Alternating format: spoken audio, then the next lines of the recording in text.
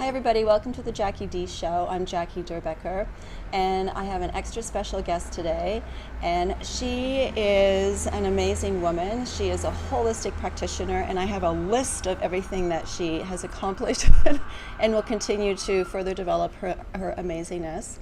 Her name is Effie Mitskopoulos, and Effie's from Barrie, and I'm just going to go through, okay, Effie, holistic practitioner, meditation teacher, clinical social worker, hypnotherapist, yoga teacher, and you have a healing practice in Barrie, and soon to be a published author.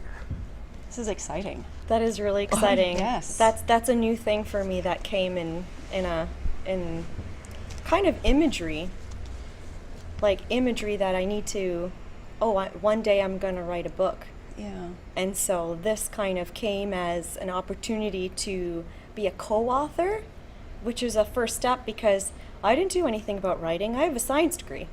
Huh. So, I mean, yeah. like I'm in counseling, so I've written a lot of journals. But I think it makes sense though, because all these qualifications, because we sat down before the show and we went, okay, holistic practitioner, meditation teacher, et cetera, et cetera, et cetera, et cetera. So it makes sense to me that you would have a vision, you called it a vision, you would have a feeling to create your wisdom of everything really that you've gathered and what you know, and you've been through life in a lot of different places, and to bring that forward into a book, it makes complete sense. Mm-hmm. Absolutely, how kind the universe is, right? Yeah, and that's that which we need most ourselves, we tend to teach about. So in this book, the way that it came to be was I did an entrepreneurship course, and I was at a dinner of all the different students that were in this course, and I looked around and I said, I don't really know very many people here, and somebody that I actually did know but not very well started talking to me, and she told me that she was a co-author of a book, and I thought that was so amazing. And then I said to myself, well, why don't I just ask her to introduce me to the publisher? Yes. And she did so right away.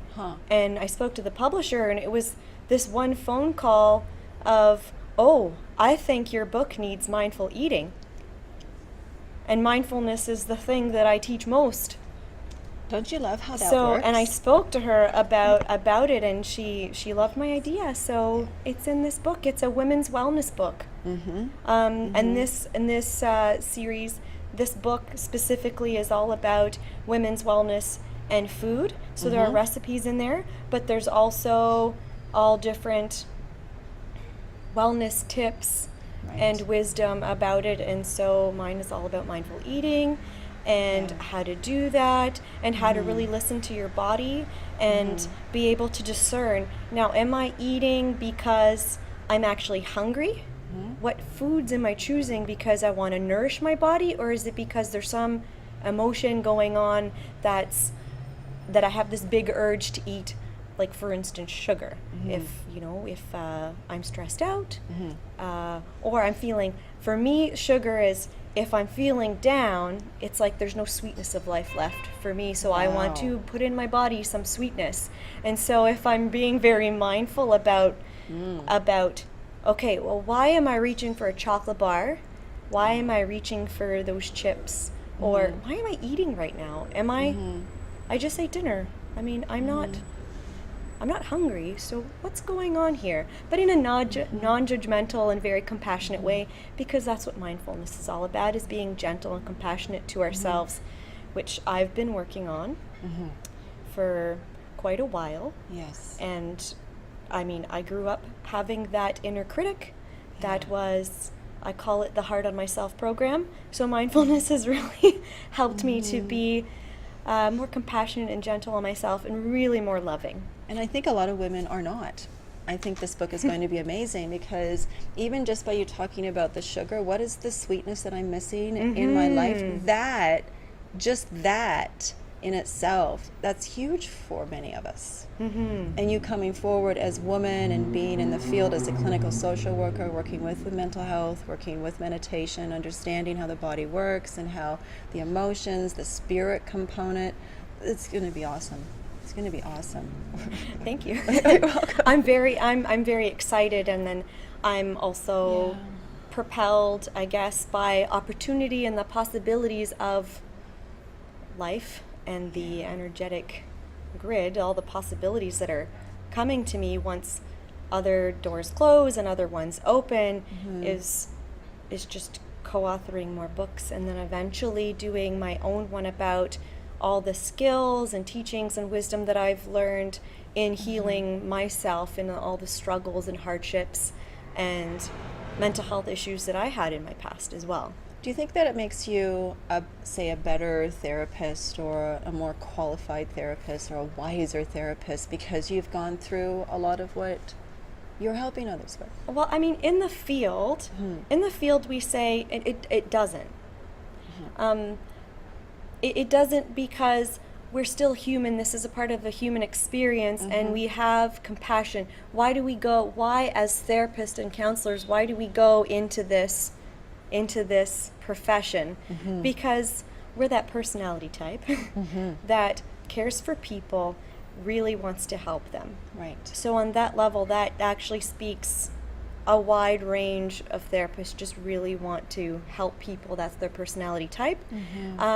From my experience of the field and my coworkers, colleagues, and friends in the field, we've all, seems like, or at least a lot of us have gone through our own things, and that's why that's another reason why we go into the field. So I feel personally I've gone through a wide range of things, A lot of stuff. that gives me insight on my experience, but everybody is also always individual in their experience. Where it comes to play all this mindfulness teachings and practice, where I practice non-judgment and coming from a neutral mind, where I'm not going to assume that person's experience was like mine. I'm going to come from, okay, what is your experience of this? And honor your experience, and also validate it, knowing that myself, I can remember a time when I felt a similar hardship, similar emotions, because that's what it is. It's these difficult emotions and thought patterns that people are struggling with, and feel like, okay, well, how do I get out of this? Yeah, and then I think too, what do you think about this? That those thoughts then will manifest, will create, will pull in that mystical law of attraction, which is always in play. So then therefore you will continue to create those same old thoughts. You'll continue to manifest, you'll continue to create the same old story. Oh gosh, because the line of our thinking is creating from the field of infinite possibilities. If we're focusing and paying attention with an emotional feeling, that's actually what the energy grid starts to bring into your life. And I'm reading this book, which is pretty amazing, which explains it through quantum physics. Ooh, nice. So so I'm going to try to explain it the way I've read it. So Okay. In terms of quantum physics, researchers have shown that the laws of physics on a grand scale are pretty orderly. So things like gravity, how the planet's sun works, the solar system. But when you get down to the atom level, the energy or the electrons of the atom are like, or behave like, particles and waves. So waves are energy, particles are actual, like, physical stuff. Yes. And so that they were doing research on, okay, well, why is this electron present here and then it all of a sudden disappears? And they realized that when they were paying attention to where it was going to be, that's when the electron would appear. So That's amazing. So it's focused attention is what actually brings it to reality, or this plane, this physical plane. And the other thing to also consider is that each physical thing. So we are a human body with organs, organ systems, organs, down to molecules, down to all the way down to the atom. And then the atom really is 99.9999% space. So Isn't that amazing? in general, we're energy. Complete energy. Energy that when we focus our attention is on, it comes into physical reality. So we have an enormous amount of attention on this physical form, and our thoughts and our intention and our attention bring us into physical form. So isn't that awesome? I know. So There's some science there. But your attention, the attention that you play into the intention is what you retrieve. From that infinite possibility grid of space that we can't see. So it's like for instance that little electron goes into the space where there is no space and time, the energy, and then it jumps back into this time, this space. And then we don't focus our attention there, and then it goes back into this energy, no space, no time. And it's infinite. And there's infinite amount of possibilities. So when things are, I try not to use judgments, but going bad or challenging in one's life, the mind is like, oh, because this happened this bad thing happened in the past, this discomforting thing happened in the past, I'm going to expect that it's going to happen in the future, and that these bad things keep on happening. Our mind does that because it's trying to look in the future to keep us safe. So if this bad thing happened, I'm going to expect it to happen so that I'm going to try to avoid it. So then if I'm focusing on avoiding some bad thing to happen, and that's where the attention is, well, what's the possibility that's going to come out of the energetic field? You'll create the grid comes into being, and then it happens again. So how do you stop it? How do you stop it? So this is where all that manifestation, that was a bit of the science behind the manifestation. Yes. So part of stopping it is figuring out what exactly do you want in your life, and describing it on a what does it look like, what does it feel like in the body. So if I want to manifest greater, or if I want to manifest a book, I'm going to write a book. So I'm going to feel like a published author. Yes. How does that make me feel? It makes me feel accomplished, proud of myself, happy, like a sense of pride that I'm helping others, and that other people, whoa, I can even see myself on the cover, on tables, at Indigo or Chapters Indigo. Yes. I can see it on Amazon. Yes. Oh, Oprah. that would be lovely. So you go as far as you can. It's infinite possibilities. Yeah. You go as far. I could see it in my bank account. Yes. How would I be living if I had that in my bank account? And then that's it. Yep. Because the energetic grid will do the how. Yes. All you need to get clear on is the what and feel it. Yes. Because in the brain, in the unconscious mind, you can have the attention, but then when it has an emotional charge to it, that's what actually, it's those two recipes. The intention, the thought, but then the recipe of the thought and the feeling.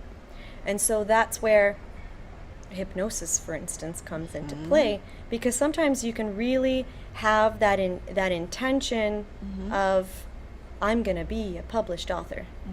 Or even something like, I'm going to be happy. Yes. So then bringing it into the present, I am happy. But deep down, there's an unconscious program going, but you're not happy because this is going wrong in your life. Yeah. You don't feel appreciated at your job.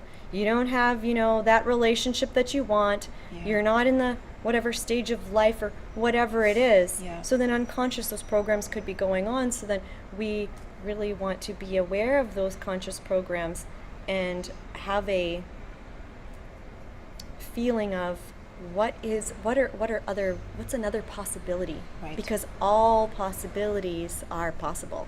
And how does hypnotherapy, so as a hypnotherapist, how would you work on somebody coming in with those questions? Help me get a book published, help me find that relationship. How is it how would hypnotherapy help with that?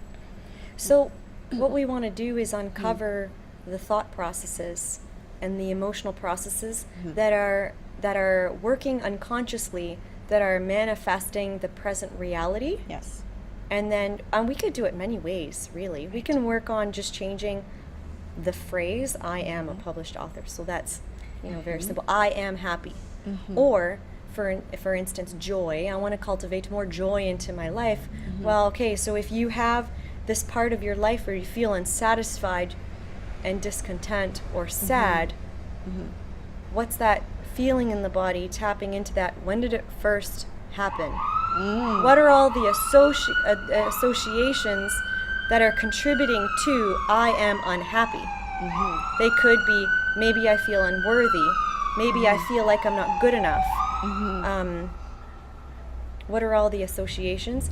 And we can break those associations or go back in time to the first time that was associated. So I'm unworthy, I'm unloved. Well, when was the first time we learned that? Okay. And it's a very emotional reaction. I mean, I have clients going back to age 6, age 3, in memory, in hypnosis. So when you are in so hypnosis is all it is a meditative state. Okay. Where you're going and your conscious mind that has all the judgments that we've learned kind of falls to the hindsight, and then you're actually going into the unconscious mind in programs that you've learned. Okay. And re-experiencing that as a memory, but then changing the perception. So if at 3 years old, this event happened to me where I learned that I was not worthy or I'm not good enough, well, then how can we re-perceive that says, no, you are so loved? And then when I see clients, and they have an emotional reaction, so I've seen clients, they're in a trance, is what we call it in hypnosis. So this is a meditative state. They'll start crying, and I know, there's some work happening. There's a reorganization of the neural pathways from I am unloved to I am loved. Are they aware of the emotions that are happening, or are they so deep in the trance they're not aware? They're aware. Oh yeah, they're aware. And then afterwards, I've had clients tell me, I've been thinking about our last session over and over, and it was so powerful. And since then, I've just been feeling happier, freer, and freer. Lighter. Exactly. That's exactly what what yesterday my client was telling me. I feel lighter and brighter. Yeah, it's like a deprogramming. You're deprogramming. That's what it is. And you're very skilled at it, so you're able to go inside of that person. You're able to gently retrieve. It's like a teamwork that you're working with those clients. So for them to come back and say that they feel free, they feel lighter, this actually works. Oh, it works. It's wonderful. Yeah. And then the key is to also revisit the feeling. Usually there's a symbol involved to kind of cue the brain of the whole experience of I am loved, or whatever came out of that experience. There's usually a symbol, or so it's coming back to that, remembering it, embodying that emotion, because you can have the thought, you can have the memory, but once you've paired it up with that powerful emotion that happens, that's what actually changes the neural pathways. Okay. And then, and then now, what has that person done? Manifested a more contentness and joy and feeling of satisfaction and lovability in their lives. And they get hooked in. So that's like then it's rolling, right? Then it's rolling, that's the word. Then it starts to roll. It's rolling. Now I actually believe that it's possible for me to feel happy. Yeah. That I have a that I have a pleasant and pleasurable and joyful life ahead of me that's rolling. And then the energetic field goes, awesome. Yes. You believe this. And it's really believing from deep inside. Yes. It's going back to who we were before we were born. We were love. We were just simply peace and joy. And so then we arrive here and parents take over, the world takes over. So what you're doing is you're deprogramming, you're reshifting them to go back to their original selves. And that's lighter. It's easier to be that way. I mean, imagine this energetic field of infinite possibilities that when you pay attention, things come into physical form. So how can that, because we exist, we must be loved into this existence. Because why else would we be here? Well, it's like we're the manifestation of love. That's who we are. And so you're just helping your clients, you're helping people through all the work that you do, and through the book, and through, I think you'll do more and more. You're helping people remember they are just the manifestation of love. Now you've experienced manifestation in your life so many times. Do you want to talk about some of that? Manifestate. When I was telling you that I had a few stories here, and I've probably had more than a few that I just I'm not remembering right now. But it's also synchronicities too, and what actually gets you to the point, because you don't know the how it's going to happen. All you can know is really the what. So the first one I was thinking of is telling you was there's a point in my life where I was feeling stuck. I wasn't feeling good about myself. I was barely working. I had to move back into my parents' house. And people kept on telling me, you got to do your master's. You have to do your master's. And I was, okay, now I've heard this a few times. And then it felt like, all right, it feels right to just do it. And the feeling of right is there how I understand it is, when I say I'm going to do my master's, I'm going to apply to my master's, does it feel like a sinking feeling, or does it feel kind of light and free? And you're touching your heart, so it's in here. I guess your hand right to your heart. You know what? I guess for me it is. I guess here. Maybe other people will get to know it here or here, or for me it feels right here. You're very heart centered, so here. So it felt good. It felt okay for you here. So I applied. I got in, and then there was a part of my brain that was the neural pathways that were learned and programmed to say, how are you going to pay for this? You don't have money. How are you going to move to Toronto? I got into U of T. So how are you going to move to Toronto, pay for a place here, and do this master's program that was, I don't know, like $12,000 a year? And then I felt that inner sense that said, just do it. It's gonna work out. Look at hands here. I just know. Do it. Always here. It's here. It's heart. Just do it. And it's that trusting that things are gonna unfold the way they're meant to. So I did. I ended up getting OSAP. I ended up getting scholarships. So the 2-year master's was paid for, which was pretty amazing.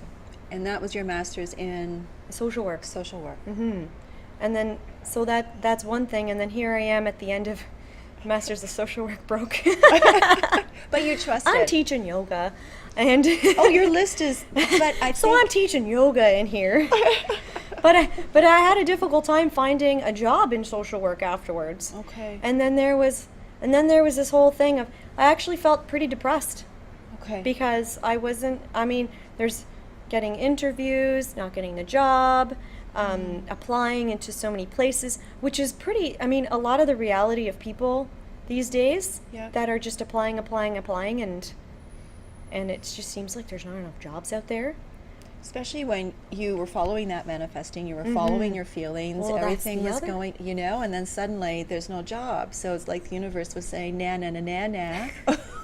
Well, that's the other thing, right? So you wonder. Then it's wait a second, did I follow this message properly? The message that said do your master's, is this actually the right thing, and then it's like, okay, well, I'm going to trust that this is my path. Yeah.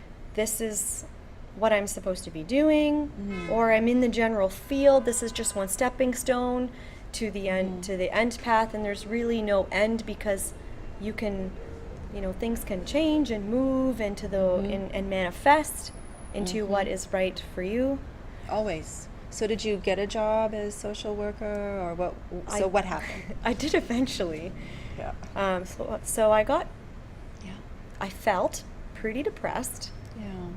And then I decided to go to Vancouver and do yin yoga training. Who does that when they're broke? And I basically spent my money to my savings to do that. But then after that actually propelled me into teaching enough yoga at several yoga studios to pay my bills. And then we call it the substitute teaching, so other people's classes, and they were maybe vacationing or whatever. Right. So then as I stopped getting the requests for subbing yoga classes, all of a sudden I got a social work job. Isn't that amazing? It was to the week. There was no lag. There are books written about that Yeah. At the end of a job, you quit a job, you get fired from a job, or life is just so hard, something comes in. I love that story, because you thought it was supposed to be this way, where the universe was saying, no, go this way, get your yoga, and then suddenly the job came over from a different swing. Do you find that's common for you in your life, and manifesting more, and from clients too, that you excuse me, universe, it's supposed to go this way, but it goes this way, which is the better way? So what is it really? Yeah. It's the trust. Yeah. Those, and the thought was, is this even for me? Did I listen wrong? What's going on? I mean, the first step is to even for me, I felt, was to become aware of what is this voice, or this inner feeling of saying, do this. Yeah. This is good for you. This is what you're supposed to be doing. This will open up your possibilities. A lot of people are scared. Mm-hmm. Yeah, a lot of us are scared to follow that, because the brain becomes so strong and creating that fear. That what if really comes out of an evolutionary adaptive part of your brain, though. The what if, because it wants to keep you safe. Yeah. So we can love that part of our brains, Yeah. and that part of our minds that are saying that, because it wants to keep us safe. And then also say, am I coming from a fear that's contracting and blocking me from a possibility? Yeah. And then choose what opens up more possibilities. There's a whole chapter on fear. That's a whole chapter on fear. Many chapters on fear, I think. Yeah. What else have you manifested? What else is going on for manifesting in your world? I think one of the things that I was, going to talk to you about was just Reiki and energy. Yes. Now, this goes back over 7.5 years. Okay. Of being in a bad place, and being led to teachers and healers, and a nudge that says, you need to talk to that person. Oh, I'm doing a Reiki course. Oh, I don't know what Reiki is, but I'm intrigued.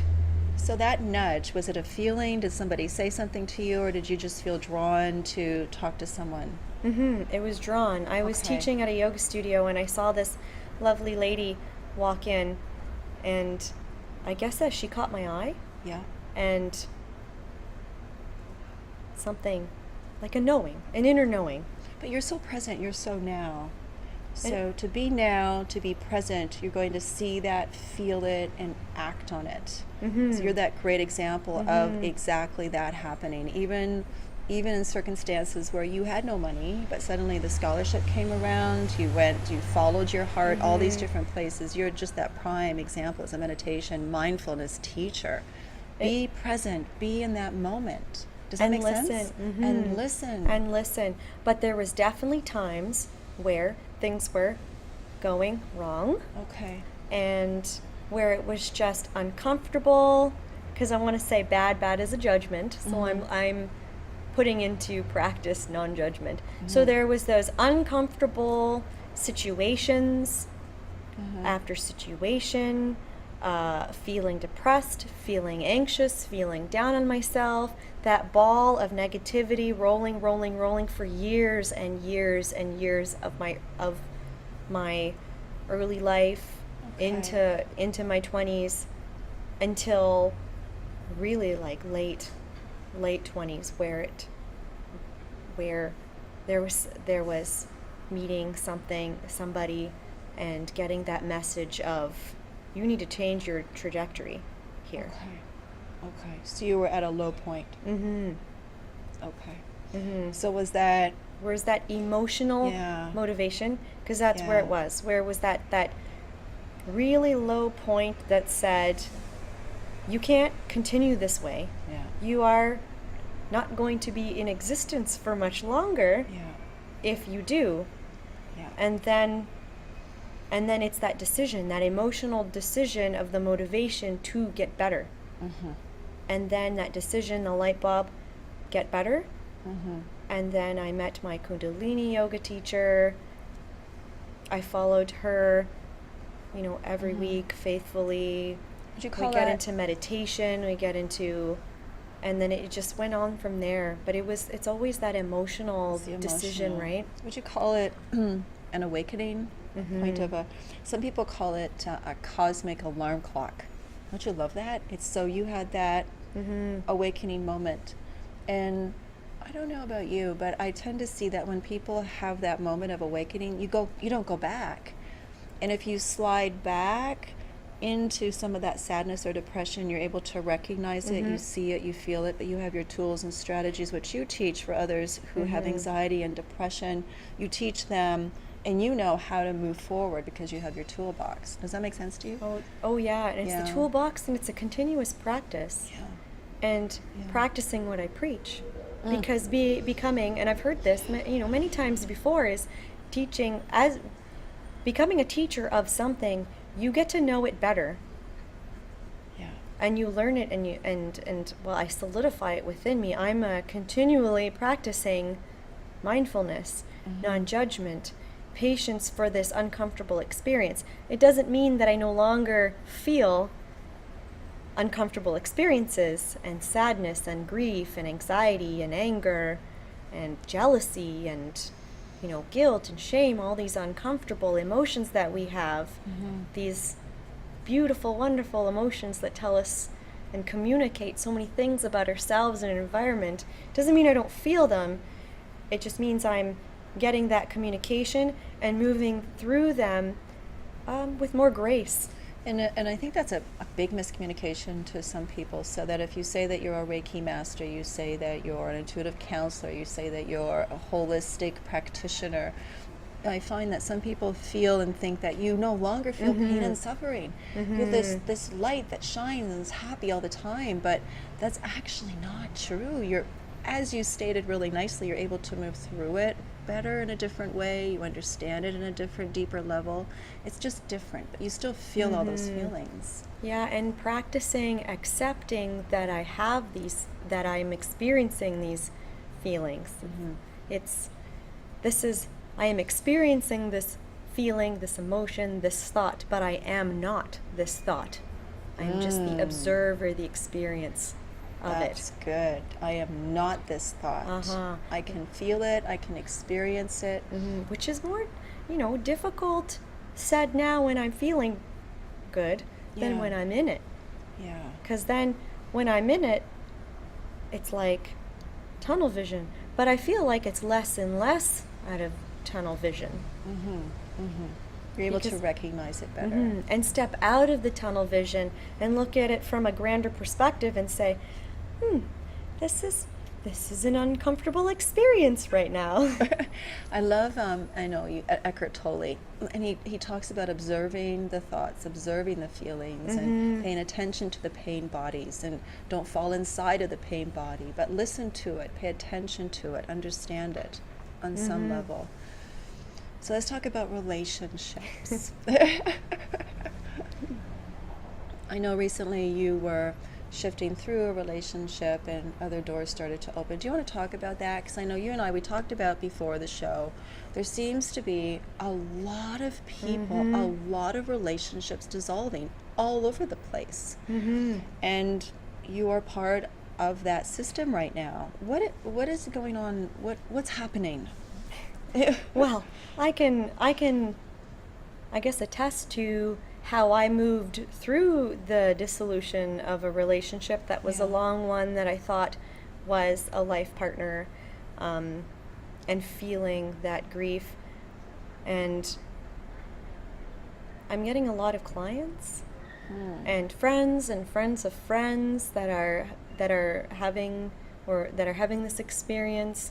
And then me going through this experience, and then, I mean, yes, it was difficult, or it is difficult, because it wasn't that long ago. No. So moving through it, and my friends have been telling me, "Wow, you're doing well." I'm like, "Oh, well, thank you. I'm trying to move. I'm trying to cope and move through this grief in a graceful way, because I'm seeing the bigger picture of it." So yes, there was, lots of crying in the beginning, and then it hits me on a deep level. Why am the part of the brain that because of some experience back in, my childhood, that I learned that I'm unworthy, I'm not good enough, I'm not good enough to be, for someone to marry and to be in a relationship, or I'm not lovable. And so these thoughts are streaming through, and then I'm stepping back and going, I recognize these thoughts, but it doesn't mean that they're actually true. Oh. They are opinions from a belief, from a core belief that was formed a long time ago.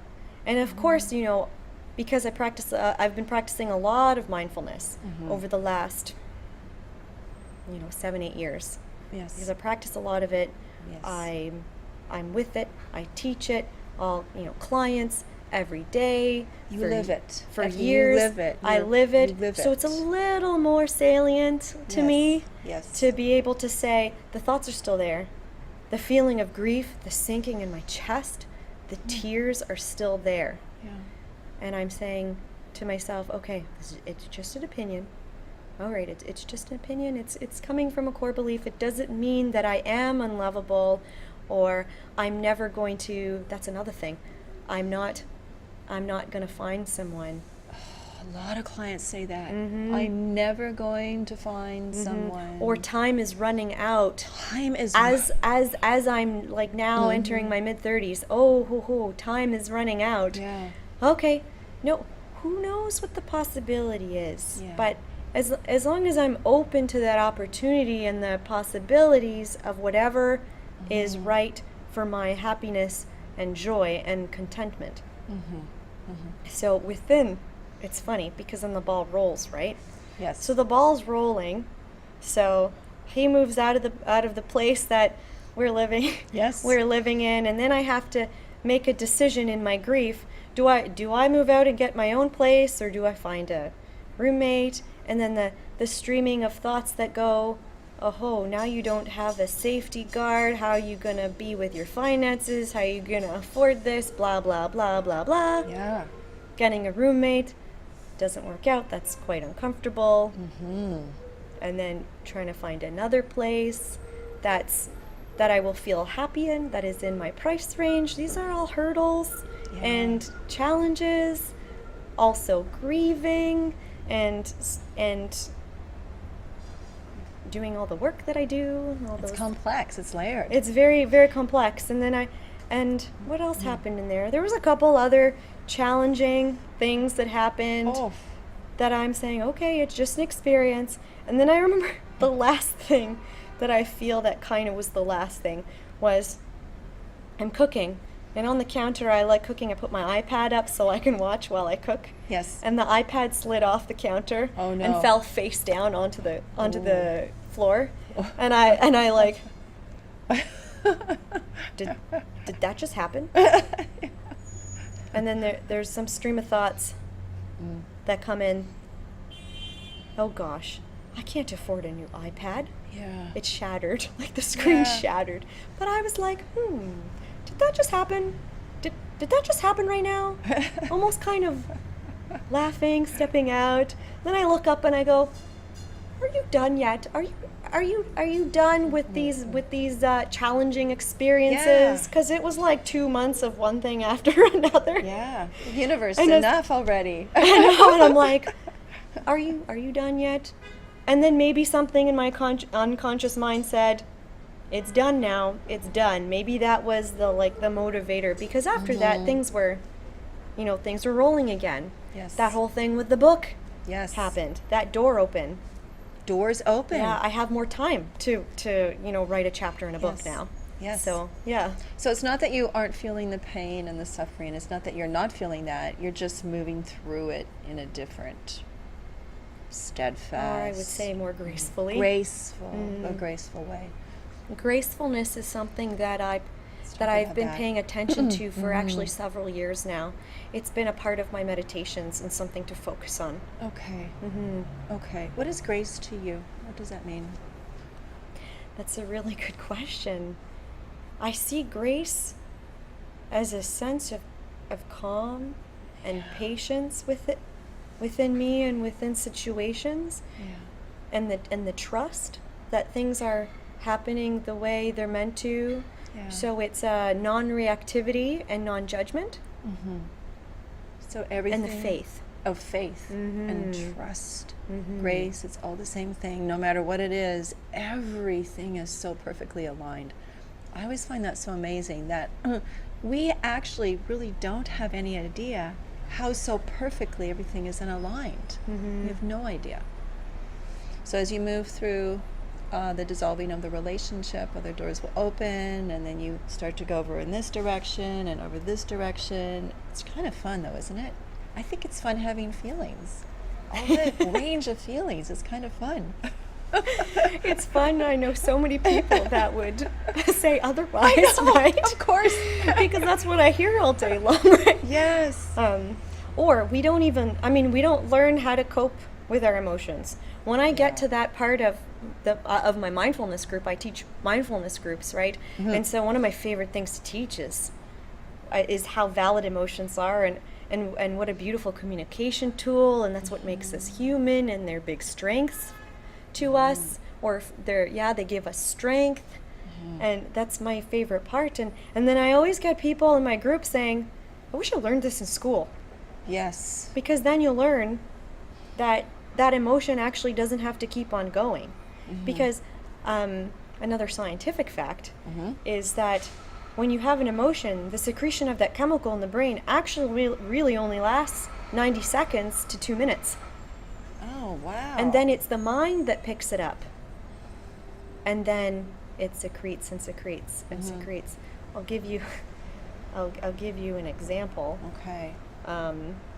Which is a funny example. Okay. So I'm in the car driving through Toronto with my friend. Right. And so I'm in the right lane, and she goes, oh, you got to turn left here. And I'm like, oh, okay. And then, so I saw the person, I safely went into the left lane, and then I turned left, but I didn't see another car coming. And so I had to sped up to turn left.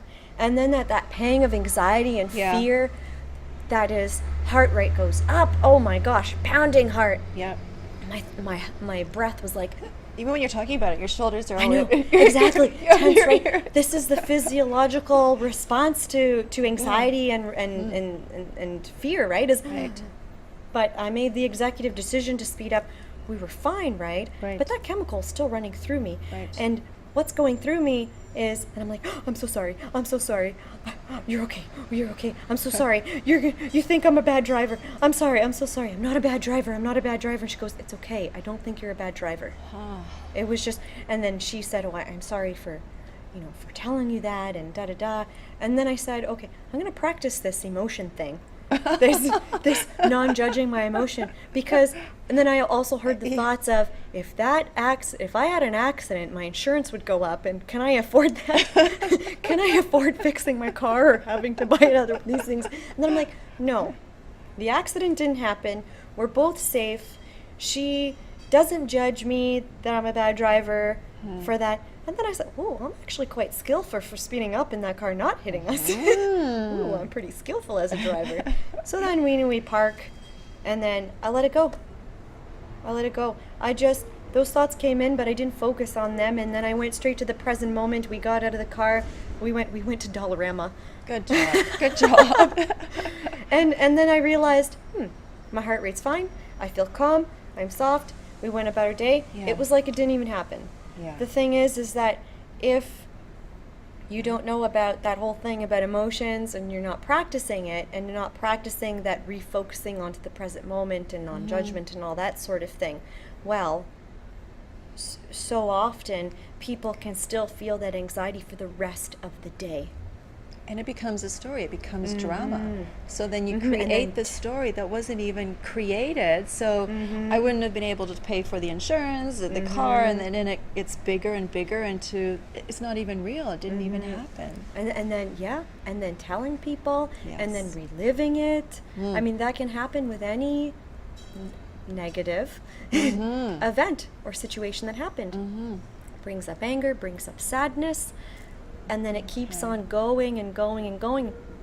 And something that just, could have really been experienced for 2 minutes ends up lasting the whole hours, the whole day, the whole week, Friends, the whole family, the whole month. Yeah.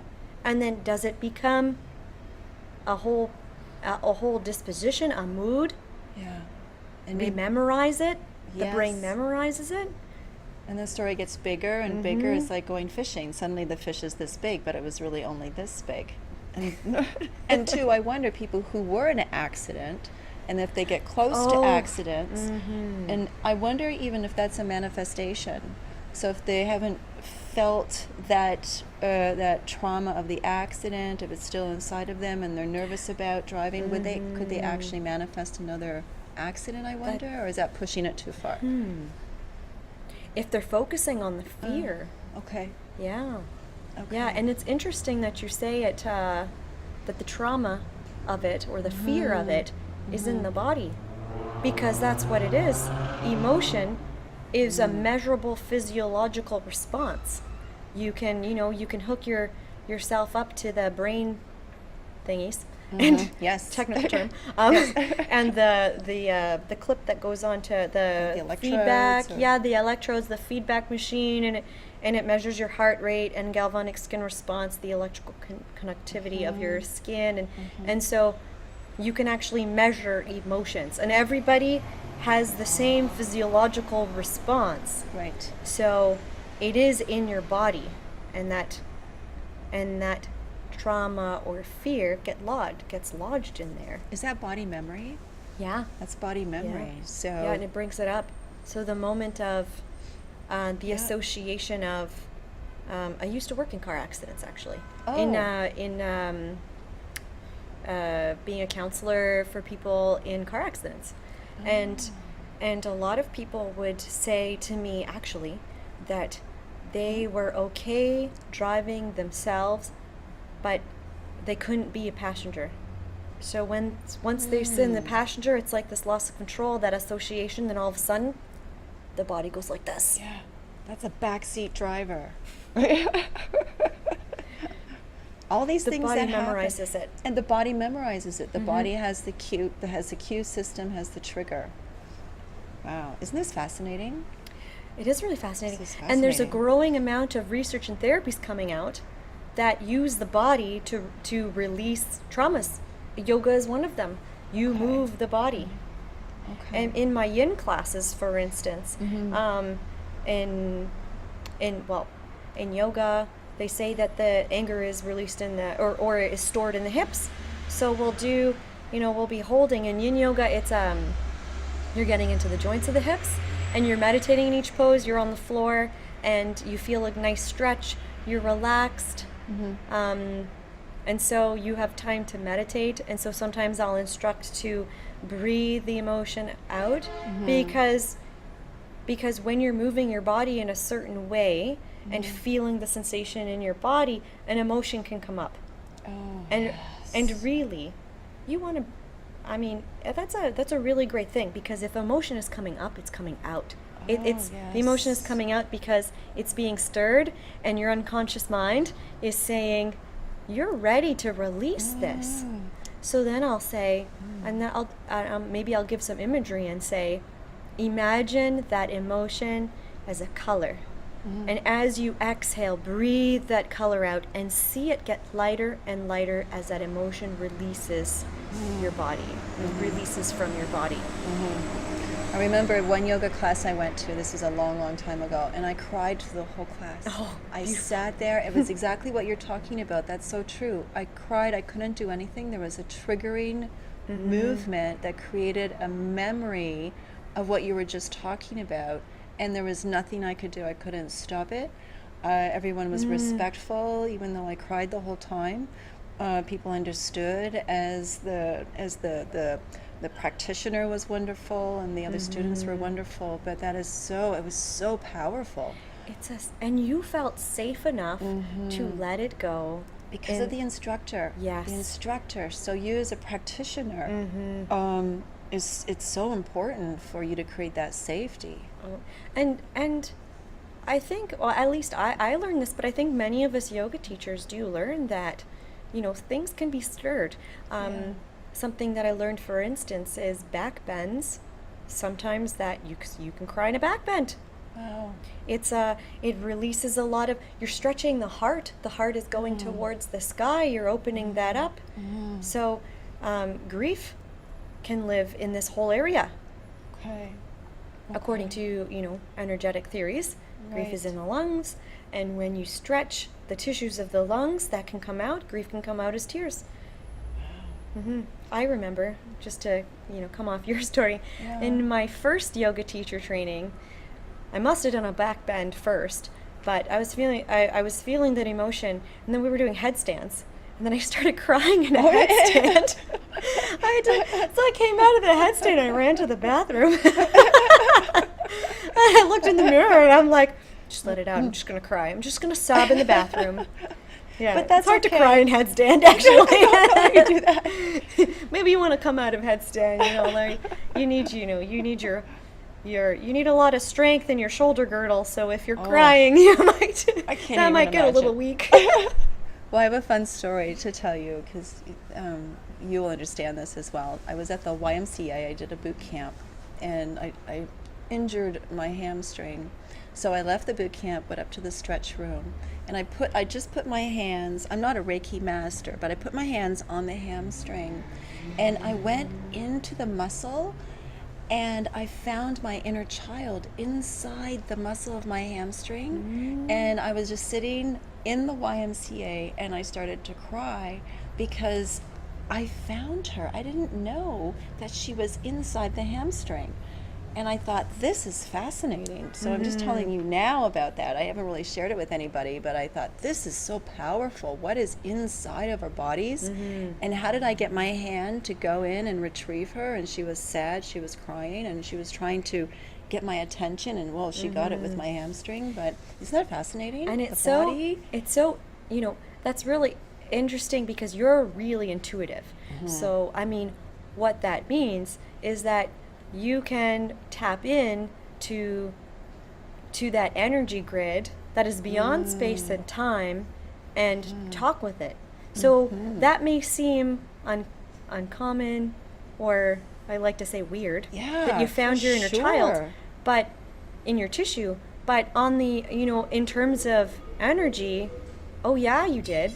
And you tapped into her because you are very intuitive. You can go straight into that level. And everybody can. Our brains, our beautiful brains, are equipped to go into a meditative state, because it's when we're in that state, we're in the unconscious mind, we tap into that energetic grid, which you so beautifully just do. It was beautiful, Effie. I mean, it was absolutely awesome. So often, and in that hypnotic state, we'll do inner child work. What does that inner child say? What does that part of your body say, that tissue? When I work with chronic pain, what is the pain in your back? Does it have a shape? Does it have color? Does it have a texture? Does it have an image? What is it saying to you? What is the wisdom of it saying to you? Your body's telling you something. So you don't even need to go, well, you probably just kind of you slip into that state. Yes, I did. I found, but I had no idea with the work as an intuitive counselor as well. I had no idea that she was there. I had no idea until I went in. And then just being free with the tears at the YMCA. And that's okay, though, isn't it? Just to be free and just cry if you need to cry. That's okay. And not to think you're crazy. That if you see your inner self someplace in your body, it's not crazy. It actually might be happening. A place for you to go, that little wounded part of you. Well, getting used to these weird things that that are occurring to us. A good, analogy or example is dreams. Dreams are that direct access to your unconscious mind, the other side or the energetic field, and dreams make no conscious sense. No. They are beyond space and time. So if you can think of tapping into that other reality, like when you're dreaming, oh yeah, that's another part of existence or another part of experience. And you're able to do that for your clients. You're able to tap into places where maybe they don't understand, but they feel there's something, there's just something they can't tap into, but you do that for them. Well, they do it for themselves. I'm just the facilitator, right? Guiding them in and flowing them in and guiding them into relaxation so that they can gain the access and the wisdom from their unconscious mind. See, I'm already starting to, just with your voice. And it has to be that emotional experience that they have. I can't make that happen for them. I can just help them get into a more relaxed space. And part of that is feeling comfortable with me, having that mutual trust, that energy of compassion and empathy, and it's your voice, it's your eyes, it's your way, it's your energy. People will be able to feel so comfortable. And it's the voice, it's the sing-songy voice. It is. It's that the calm. helps people just relax and feel so safe. So if people were to get in contact with you, do you have a website or a connection that we can state? We just have a couple minutes left. Okay. I know. So it's soulbodyhealer.com. So it's soul like SOUL bodyhealer.com. Okay. And so my contact information is on there. At the top, you can sign up for my newsletter. And when you sign up for my newsletter, you get a free relaxation meditation. It's my voice. I often tell people that that call me for for a visit or for counseling, I often tell them to sign up to the newsletter so they can get that free meditation so that they can relax and meditate to my voice. And so when they come to see me in person, they're already getting used to my voice already. And the more you meditate, the more you get used to my voice and feel comfortable with me, the deeper you can go into that meditative state and into that unconscious mind, so you can really do that work and changing the synapses and changing your life and manifesting that that joy and what you want for yourself in your life. To manifest the absolute most beautiful, amazing, authentic life. So your office, you have an office in Barrie, but can you also do it remote as well? So I have an office in Barrie, downtown Barrie. It's beautiful. At the Waterview space. Yes. And I haven't looked into remote actually. But that is something that I will probably get into at some point. I think people need to see you. They need to be present around your energy. They have to see you. One of my friends said that she would do a mock remote with me, and we were gonna see how that goes and see if the meditation or the hypnosis state can be facilitated through over the internet, right? I feel people need to see you. Well, I Okay. mean, Reiki you can do remotely, right? Yes. Across space time. So, I'm gonna experiment with that and see if how that works, and talk to other therapists and see if how they do it. Okay. Anything else you need to say before we leave our talk? Anything else? So I want to thank you for having me on the show again. Thank you, Yeah. Effie. And you'll be back. Come back again, and let's talk more. Oh, definitely. Okay. Thank you, Effie. Thanks, everybody. In a couple of weeks, we're having a new author come on, and she's going to talk about her book and the process of writing. And thanks, everybody. Bye for now.